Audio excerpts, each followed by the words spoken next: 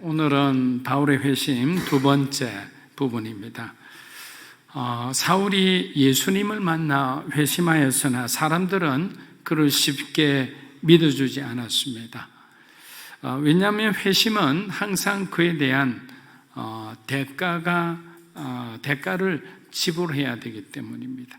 여러분 한번 생각해 보십시오. 폭력 남편이 어느 날 갑자기 아내에게 다가와 내가 다시는 폭력을 가족들에게 쓰지 않겠다고 말한다면 그 말을 굳이 그대로 믿을 그 부인이나 가족들이 누가 있겠습니까?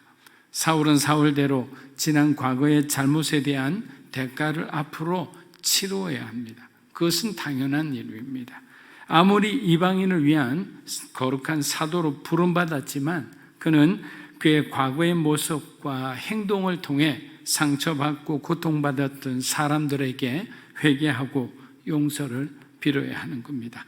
그러나 여러분 이것이 중요해요. 그러나 하나님은 그가 주님의 종으로 사역하는데 너무 많은 과거의 고통의 무게를 지고 하지 않도록 하셨어요. 이게 중요한 거예요. 일일이 가서 용서를 구할 필요가 없는 거예요. 왜냐하면 용서의 문제라는 건 1차적으로 하나님과 여러분의 문제예요. 나와 하나님과의 문제인 거예요. 그리고 난 뒤에 하나님이 나를 용서하시면 내가 잘못을 저지른 사람들에게 용기를 내서 그들에게 나의 과오를 용서해달라고 할 수 있는 거예요. 그런데 저기 멀리 외국으로 이민 간 사람까지 찾아가서 용서를 구한다 이런 건 아니라는 거예요. 하나님하고 해결되면 거의 90% 100% 다 된 거예요. 그리고 앞으로 그렇게 살지 않으면 되는 거예요. 사울이 다메섹으로 오는 길에서 예수님을 만나는 동안 주님은 다메섹에 살고 있는 아나니아라는 제자를 준비시키셨습니다.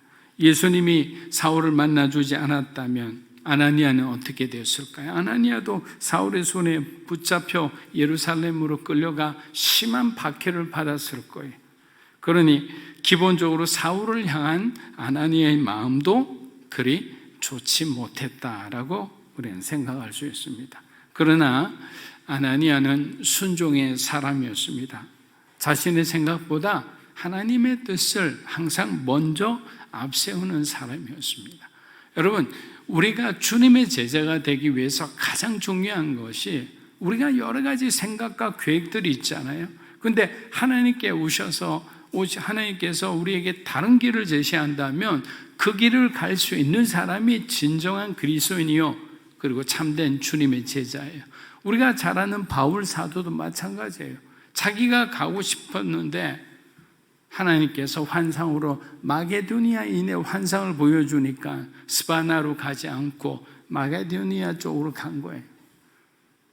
자기가 지금까지 가고자 하는 그 모든 준비한 것을 다 풀어내고 마게도니아 있는 그곳에 필요한 곳을 간 거예요. 여러분 그곳에서 누구를 만났어요? 루디아를 만났잖아요. 그곳에서 정말 자기와 신실하게 자기를 도울 수 있는 빌립보 교회의 성도들을 만나는 거예요. 하나님의 뜻대로 순종하면 복이 되지 그것이 결코 화가 되지 않습니다. 사도행전 9장 10절에서 11절입니다. 그때 다메섹에 아나니아라는 제자가 있더니 주께서 환상 중에 불러 이르시되 아나니아야 하시거늘 대답하되 주여 내가 여기 있나이다 하니 주께서 이르시되 일어나 직가라 하는 거리로 가서 유다의 집에서 다소 사람 사울이라는 사람을 찾아라. 그가 기도하는 중이다. 여러분 아나니아는 그 유명한 12사도 중에 한 사람이 아닙니다. 또 예루살렘 교회를 이끄는 유력한 집사나 사역자도 아니었습니다. 그냥 다메섹이라는 복음의 외진 곳에 사는 무명의 제자였어요.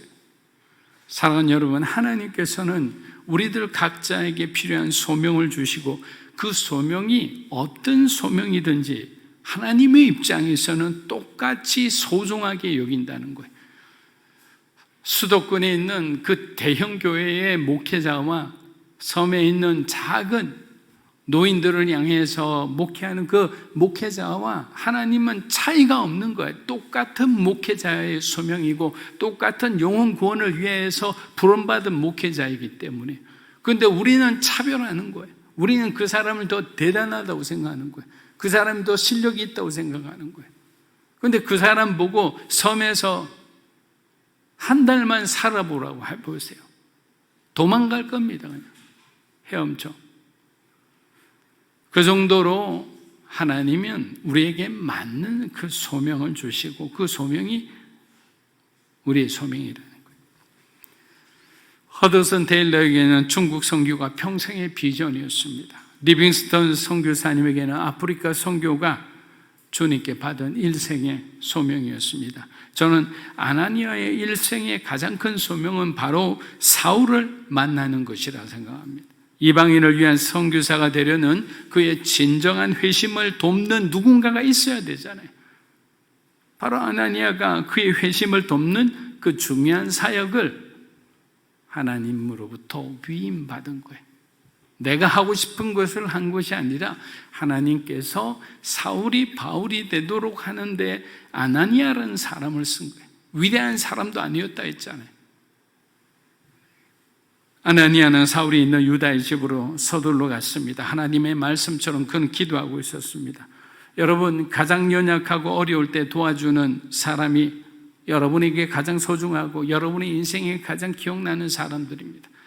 아나니아가 바로 그런 사람이었습니다. 우리들도 마찬가지입니다. 주변에 정말 도움이 필요해 눈물로 기도하고 있는 사람을 보고서도 여러분의 주머니가 견고하다면 하나님은 여러분들도 외면하실 거예요. 여러분이 정말 어려워 하나님 도와주세요 할 때 여러분이 외면한 그 사람을 떠올려 주실 거예요. 신앙은 정직해야 되는 거예요. 내 주머니가 풀려나가야죠. 그 사람이 힘들면 하나님의 돈이니까 내가 뭐든지 어떻게든지 내가 도울 수 있는 그런 마음으로 실천하는 그런 신앙으로 살아야 되는 거예요. 그런데 그냥 모른 척하고 기도하겠습니다. 여러분, 이것처럼 외식적이고 가식적인 사람은 없습니다. 하나님이 가장 미워하는 사람이 무엇인지를 우리는 알아야 합니다. 바로 과부와 구아와 나그네처럼 가난하고 연약한 자를 돕지 않고 멸시하고 무시하는 자이기 때문에. 또한 공동체가 큰 십자가로 지고 갈 때 혼자서만 빠져나가는 이기적인 사람은 하나님 나라의 성도라 말하기 부끄러울 것입니다. 여러분, 강철 부대라는 프로그램 보신 분 있으세요? 근데 거기 보면 해병대와 이제 UDT가 이제 해군이죠. 이 사람들이 주로 무슨 훈련을 받느냐면 UBS라는 훈련을 받습니다. 이것은 침투용 고무보트를 머리에 이고 하나, 둘, 셋, 6명이죠. 셋 짝을 지어서 이렇게 갑니다. 뛰어가고 뻘을 뛰어가기도 하고 또 산을 올라가기도 하고, 그럼 기울 때도 있고 옆으로 갈 때도 있고 이럽니다. 그런데 꼭 약삭 빠른 사람들이 있어요. 자기가 머리를 대고 있어야 그 하중을 받아서 다른 친구들하고 균일하게 그것을 고통을 견디며 갈 수 있는데 머리를 이렇게 빼는 거죠. 그럼 어떻게 됩니까? 다른 사람에게, 내 전우에게 훨씬 많은 고통이 가는 거예요. 교관은 그것을 바로 보죠. 그리고 보고 난 뒤에 그 사람에게 훨씬 더 많은 그런 얼차례 훈련을 시키는 겁니다. 그만큼 우리는 우리 자신이 정말 어려울 때 친구가 되고 도움이 되고 그런 사람이 되도록 노력해야 됩니다. 사도행전 9장 12절입니다. 그가 아나니아라는 사람이 들어와서 자기에게 안수하여 다시 보게 하는 것을 보았느니라 하시거늘. 자, 이 부분은 사울의 두 번째 환상 부분입니다. 사울은 아나니아라는 사람이 찾아와 자기에게 안수하여 자기의 눈이 뜨게 되리라는 것을 이미 알고 있었어요. 왜? 들었기 때문에. 즉 아나니아가 당분간 사울의 후견인이 되리라는 걸 알고 있었던 겁니다. 사랑하는 여러분, 신앙 좋은 사람들이 모인 곳에 가서 여러분 강의를 하면 어떻게 되는 줄 아세요? 막 그 강의가 막 불타올라요. 그래서 강사가 돌아올 때 오히려 더 은혜를 받아요. 왜? 여러분들의 반응을 보고 강사가 더 은혜를 받는 거예요. 왜? 작은 말씀에도 아멘 하면서 여러분이 그 아멘 한다는 것은 여러분이 하나님이 주시는 말씀대로 살아보겠다는 여러분의 결의잖아요. 여러분의 신앙 고백이잖아요. 그런데 중고등학교 아이들이나 대학교 캠퍼스 이런 데 가면 거의 다가 그냥 쓰러져 있어요. 그냥 보질 않아요. 그러면 어떻게 될까요? 강사도 힘이 드는 거예요. 한 시간이라는 시간이 얼마나 힘든 시간인지 몰라요. 저도 그렇게 경험한 적이 있어요. 그렇기 때문에 항상 강단에 선 사람만 중요한 것이 아니라 말씀을 듣는 여러분들이 훨씬 더 중요할 수 있어요. 그래서 목사는 성도들이 만든다는 그런 말이 있습니다. 낳는 것보다 기르는 것이 더욱 어렵다는 말이 있듯이 초신자를 온전한 하나님의 자녀로 양육하는 것은 어쩌면 해산의 수고와도 비교할 수 있습니다. 아나니아의 역할이 바로 바울이 되는 그런 가장 어려운 부분을 지금 담당하고 있는 겁니다. 사랑하는 여러분, 주님은 우리를 일꾼으로 부르실 때 항상 돕는 자를 붙여주신다는 것을 여러분 믿으셔야 됩니다. 우리가 너무나 힘들어서 견디기 힘들 때는 하나님께서는 우리를 향해 피할 길을 주시는 거예요. 그 하나님을 우리가 신뢰한다면 우리는 피할 수 있는 그 모든 환경에서 다시 한번 일어설 수 있는 그 회복의 시간을 가질 수 있는 거예요. 근데 하나님을 신뢰하지 않고 여러분 자꾸만 세상을 기웃거리고 여러분 안에 있는 그 하나님의 존재조차도 부인한다면 여러분의 삶 가운데는 아무것도 일어나지 않는 거예요. 여러분, 귀가 두꺼운 사람이 있고 귀가 아주 얇은 사람들이 있어요. 너무나 안타깝습니다. 저는 개인적으로. 누구 사람 한마디 들어가지고 그 말이 진실인 줄 알고 착각을 해요. 아무리 얘기를 해도 어쩔 수 없어요. 고생해봐야 알아요. 그래서 여러분 항상 성경에 나와 있잖아요. 2명의 증인이 필요하다고. 2명의 증인이. 한 사람의 말만 들으면 오해하잖아요. 다른 사람의 말도 들어봐야 되는 거예요.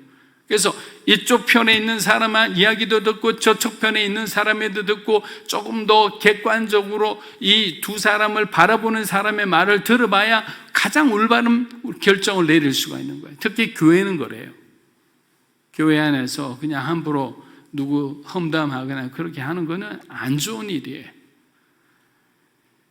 사도행전 9장 13절에서 15절입니다. 아나니아가 대답하되 주여 이 사람에 대하여 내가 여러 사람에게 듣사온즉 그가 예루살렘에서 주의 성도에게 적지 않은 해를 끼쳤다 하더니 여기서도 주의 이름을 부르는 모든 사람을 결박할 권한을 대제사장들에게서 받았나이다 하거늘 주께서 이르시되 가라 이 사람은 내 이름을 이방인과 임금들과 이스라엘 자손들에게 전하기 위하여 택한 나의 그릇이다. 하나님이 택하셨다 이 말이죠. 자, 아나니아에게도 지금 질문이 하나 생겨버렸어요. 그것은 사울의 과거의 악행의 전력을 그도 알게 되었기 때문이에요. 그럼 주님께 말합니다. 주여 이 사람이 예루살렘에서 주의 성도들에게 하나님의 성도들에게 적지 않은 해를 끼쳤다고 들었는데 어찌하여 하나님의 선택에 대해서 의문을 가지는 거예요. 여러분, 우리는 아나니아처럼 흔들리는 그런 어떤 마음을 우리도 충분히 가질 때가 있어요. 왜 저 사람을 하나님이 선택합니까? 우리가 보기에는 저 사람은 훌륭하지도 않고 그리고 그렇다고 탁월하지도 않는 거예요. 그런데 우리가 고린도전서 1장 25절부터 보면 하나님은 못난 사람, 연약한 사람, 억울한 사람, 원통한 사람 이런 사람들을 사용해서 있는 자를 부끄럽게 하는 것이 하나님의 뜻이라고 그랬잖아요. 여러분 잘 기억하세요. 능력은 우리에게 없어요. 능력은 바로 하나님으로부터 오는 거예요. 그러니까 우리가 어떤 사람이라는 게 중요한 게 아니라 우리가 하나님하고 연결되어 있느냐가 더 중요한 거예요. 우리가 예수님과 연결되면 예수 그리스도의 이름의 능력이 우리를 통해 나갈 수 있죠. 그러니까 나사렛 예수의 이름으로 명하노니 이 귀신아 떠날지어다. 제가 목소리를 크게 한다고 그 큰 목소리에 귀에 나와서 도망갈까요? 아니잖아요. 나사렛 예수 이름으로 명하노니 그 이름의 능력이 있는 거예요. 주님은 이렇게 말합니다. 아나니아야, 그의 과거를 보지 말고 그의 미래를 보아라. 여러분 한번 따라 해보십시오. 과거를 보지 말고 미래를 보아라. 하나님 없었던 그리스도와 함께하지 않은 그의 과거를 보지 말고 그리스도와 함께할 그의 미래를 보아라. 미래를 기대하라는 거예요. 그것이 그리스도인이 교회가 바라보아야 할 그러한 올바른 관점이라 믿습니다. 여러분도 마찬가지예요. 여러분 자신에 대해 과거 생각하지 마세요. 여러분 정말 부끄러웠던 과거, 연약했던 시절이 있잖아요. 그러나 이제는 그리스도 안에서 여러분의 미래를 보는 거예요. 바울도 온전한 유대인이 아닌 헬라인의 피가 섞인 디모데를 후계자로 삼으려 했을 때 주변에 반대가 많았어요. 왜 디모데냐? 순수한 아버지도 유대인, 어머니도 유대인, 이 순수한 혈통, 유대 혈통의 그 사람을 선택하면 되는데 왜 하필이면 유대인이, 헬라인의 아버지가 헬라인 디모데이냐? 그러나 바울은 하나님께서 디모데를 사용하신다는 걸 알았던 거예요. 여러분 여기에는 굉장히 깊은 뜻이 있잖아요. 하나님께서 우리 형제를 사용한다면 우리 교회에서 저 담임 목사조차도 저 사람을 사용할 수밖에 없어요. 바울은 바로 하나님이 디모데를 사용한다는 것을 알고 있었기 때문에 그는 수많은 반대에도 불구하고 디모데를 그의 영적 아들이자 영적 제자로 삼았다는 거예요. 하나님의 will, God's will이 중요하다는 거예요. 우리의 생각이 중요한 게 아니에요. 어떤 장르의 생각이 중요한 게 아니에요. 사랑하는 여러분, 우리가 하나님의 뜻을 이해하고 행동하는 것보다 사실 지나가고 난 뒤 그렇구나라고 깨닫는 것이 사실 더 많잖아요. 아닌가요? 그렇게 우리가 느끼는 거예요. 그만큼 하나님의 뜻을 인간의 시선으로 이해하고 받아들이는 것이 쉽지 않음을 다시 한번 우리가 깨닫게 되는 거예요. 사도행전 9장 16절입니다. 그가 내 이름을 위하여 얼마나 고난을 받아야 할 것을 내가 그에게 보이리라 하시고. 여러분, 고난에는 세 가지가 있습니다. 첫째는 자신이 죄를 지어 받는 징벌의 고난이 있습니다. 이건 고통스럽지만 변명할 수 없어요. 죄를 지었기 때문에. 두 번째 고난은 하나님께서 우리를 성숙시키기 위해 찾아오는 고난입니다. 이것은 요셉의 고난이고 모세의 고난이고 하나님이 세우신 믿음의 선진들의 고난이 유형이라 할 수 있습니다. 그런데 마지막 세 번째 고난은, 이건 중요한 고난이죠. 고난은 복음을 위해 살아갈 때 받는 당연한 고난인 거예요. 이거는 예수님께서 세상이 나를 미워하듯이 세상이 너희들도 미워하리라는 것이 바로 적용이 되고 실제화되는 거예요. 우리가 복음을 들고 살아간다고 생각해 보세요. 복음을 전하는 사람이 된다고 생각해 보세요. 갑자기 없던 막 집안에 일이 생기죠. 갑자기 힘든 뭔가 인간관계가 어려워지죠. 세상 가운데서 갑자기 오해를 받죠. 이게 왜 그러느냐? 내가 참다운 그리스도인이기 때문에, 내가 예수를 전하는데 내 생명을 걸고 살아가기 때문에 그런 거예요. 그 고난 두려워하지 마세요. 다 하나님의 구원의 계획 안에 있는 거예요. 어쩌면 사울도 하나님의 큰 계획 안에서 악역을 하다가 돌아온 케이스를 알 수 있습니다. 누구보다 더 큰 은혜를 받은 사람이기에 바울은 죽음을 두려워하지 않고 복음을 전하다가 순교한 사람입니다. 주님이 말씀하신 바울의 고난은 얼마 있지 않아 그의 삶의 현실이 되었습니다. 그래서 바울을 불평하던 사람이 그의 삶을 보고 아무 소리 못하는 거예요. 바울은 그런 고난에도 불평하는 것이 아니라 그의 약함을 자랑했습니다. 우리 고린도후서 11장 23절에서 30절 천천히 한번 읽어보겠습니다. 시작. 그들이 그리스도의 일꾼이냐 정신없는 말을 하거니와 나는 더욱 그러하도다. 내가 수고를 넘치도록 하고 옥에 갇히기도 더 많이 하고 매도 수없이 맞고 여러 번 죽을 뻔하였으니 유대인들에게 40에서 하나 감한 배를 5번이나 맞으며 3번 파선하고 일주야를 깊은 바다에서 지냈으며 여러 번 여행하면서 강의 위험과 강도의 위험과 동족의 위험과 이방인의 위험과 신의 위험과 광야의 위험과 바다의 위험과 거짓 형제 중에 위험을 당하고 또 수고하며 애쓰고 여러 번 자지 못하고 줄이며 목마르고 여러 번 굶고 춥고 헐벗었노라.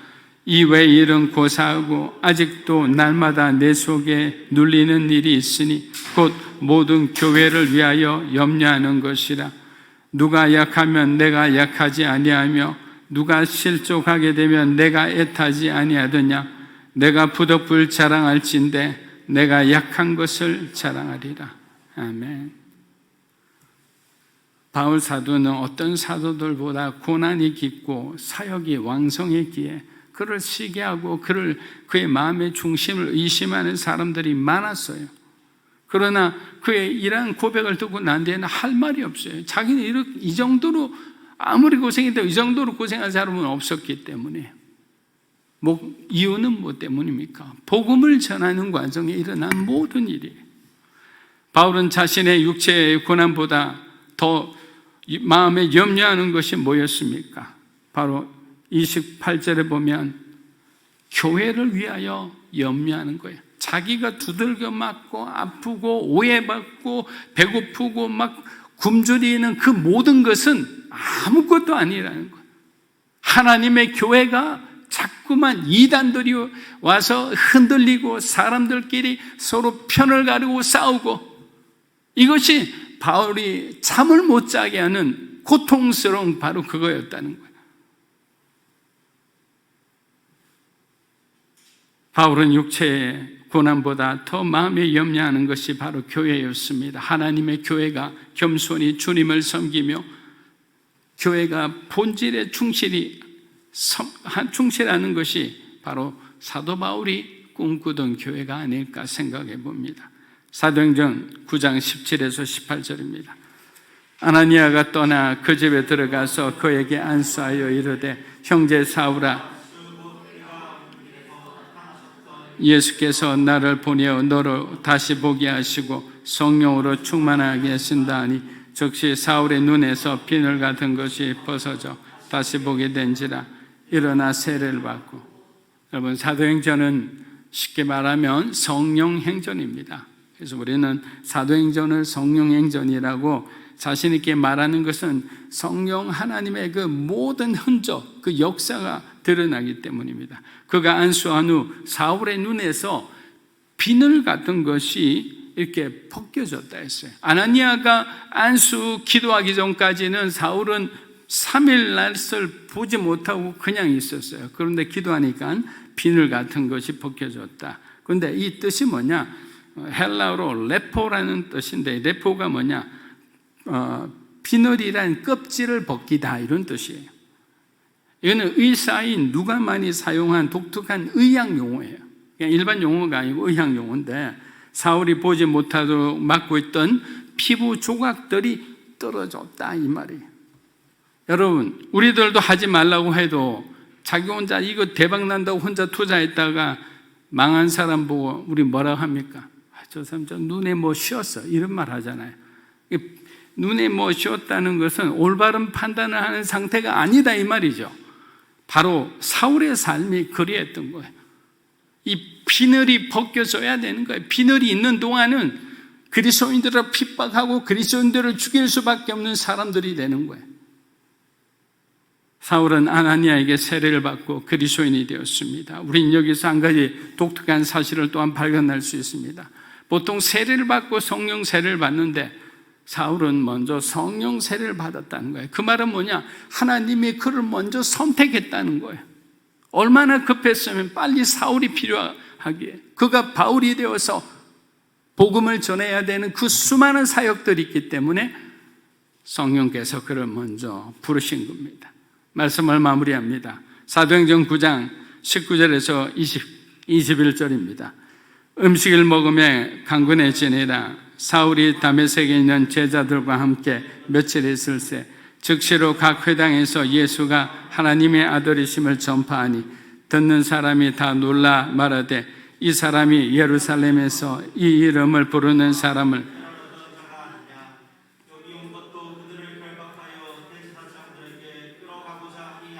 아멘. 사울은 자신에게 주어진 새로운 소명에 적극적으로 순종했습니다. 여러분, 이것이 사울이 변한 바울의 성품이었습니다. 여기에 열심인 사람은 이쪽에도 열심인 거예요. 변화된 사울은 하나님의 일을 미루는 법이 없었습니다. 항상 하나님 나라를 생각하며 어떻게 예수 믿지 않는 자들에게 복음을 전할까? 그들의 굳은 마음을 어떻게 변화시킬까? 그것이 바로 바울의 마음 속에 그냥 늘 생각하고 잠재해 있는 그 마음이었던 거예요. 다메섹의 제자들을 비롯하여 마을 사람들은 사울의 변화를 바라보고 할 말을 잃었습니다. 이곳에 있는 그리스도인들을 붙잡아 가려고 온 사람이 예수 그리스도를 증거하고 있으니 이 얼마나 놀라운 일이고 황당한 일이겠습니까? 사랑하는 여러분, 믿음으로 사는 교회가 이제 새롭게 제2기를 맞이할 예정입니다. 우리가 새로운 곳에 가서 지금처럼 예배드리고 공부하는 곳으로 이제는 끝나서는 안 됩니다. 바울처럼 믿지 않는 사람들을 위해서 달려가는 예수 그리스도가 우리의 구원자이심을 선포하는 그런 교회가 되기를 주의 이름으로 축복합니다. 교회가 그리스도를 선포할 때 부흥이 찾아오리라 믿습니다. 주님의 은혜를 기억하고 살아가는 저와 여러분이 되시기를 주의 이름으로 축복합니다.